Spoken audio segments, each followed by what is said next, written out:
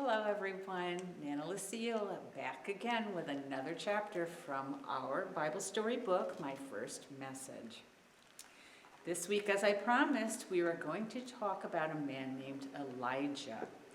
And this story comes from the book in the Bible, 1 Kings, and it's found in chapter 18.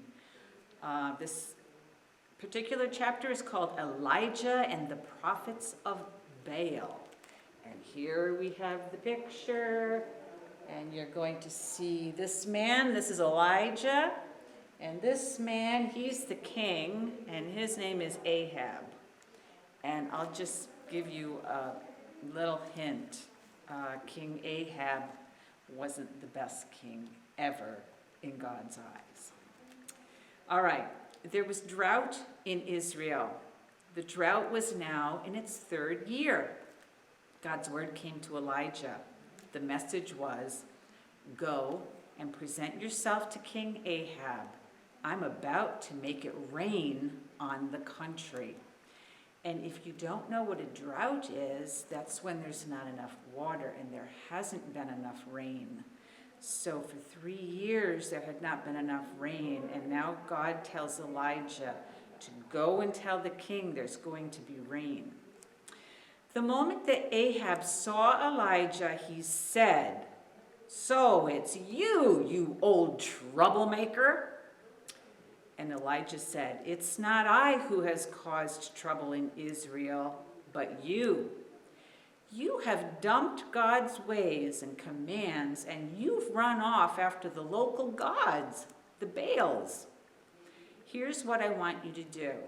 Assemble everyone in Israel at Mount Carmel, and make sure that the 450 prophets of the local gods, the Baals, are there."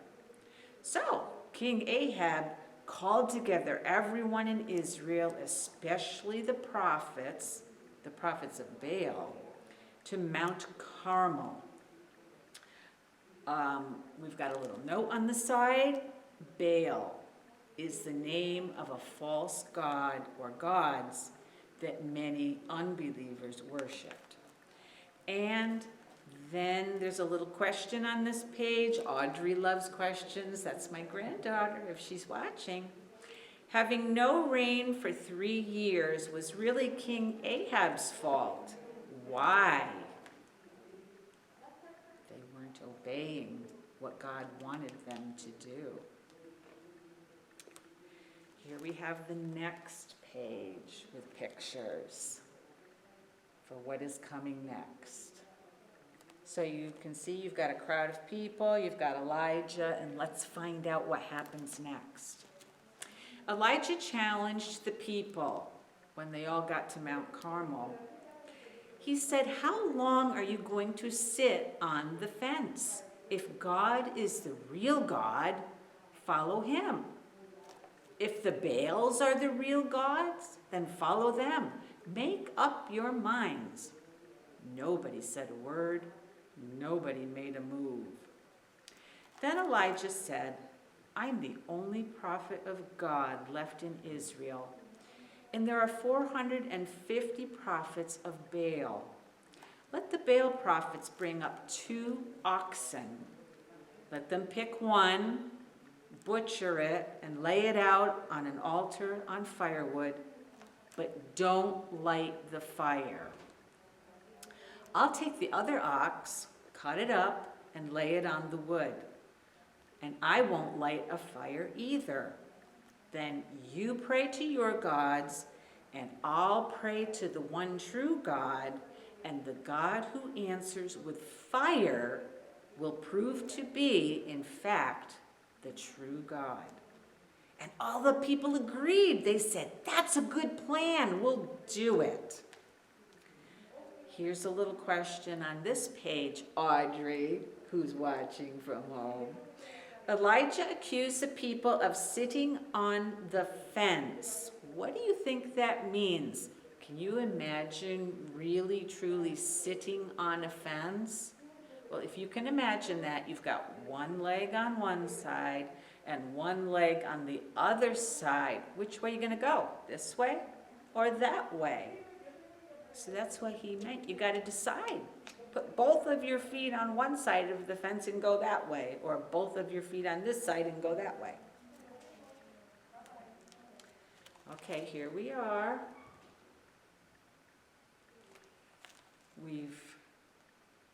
We've got the prophets of Baal. They're going to go first. All right? Elijah told the Baal prophets, you go first and then pray to your God, but don't light the fire. So they took, I'm going to turn around a little bit.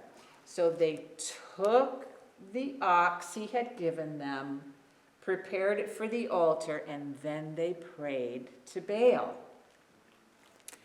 They prayed all morning long. They prayed, oh, Baal, answer us. And it was all 450 of them.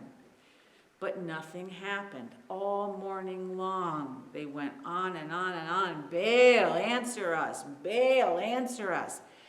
They got not so much as a whisper. Desperate, they jumped up and down and they stomped on the altar that they made. And they even went so far as taking knives and cutting themselves on their bodies. They were trying to tell their God, we're really serious about this. Please answer us. But nothing happened. By lunchtime, Elijah had started making fun of them. He was taunting them and he was saying, maybe you should call a little louder. He is a God after all. Maybe he overslept today and he needs to be woken up. Or maybe he had to go to the bathroom and he hasn't come back yet. They prayed louder and louder, and still nothing happened. And it kept going on even past noon. Then Elijah told the people after many, many hours, he said, enough, it's my turn.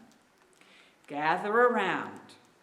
And so all 450 of those prophets, some of whom had exhausted themselves, some of whom were bleeding from the cuts on themselves, they gathered around. He put the altar back together because it was in ruins by now. And then he dug a ditch around the altar.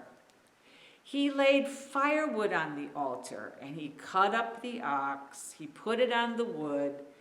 And then he said, fill 4 big buckets with water and soak the ox and the firewood. So they did. They got 4 buckets of water and they poured it on top of the altar with the wood and the ox on it. And he said, do it again. And they did it again. And then he said, do it a 3rd time. And they did it a 3rd time. So they poured a lot of buckets of water on top of the ox and the firewood on top of the altar. Now I think that no matter how old you are, you know that if something is really wet or watery, it's probably not going to light on fire. We'll see what happens. When it was time for the sacrifice to be offered, Elijah the prophet came up and prayed, O God, God of Abraham, Isaac, and Israel, make it known right now that you are God in Israel.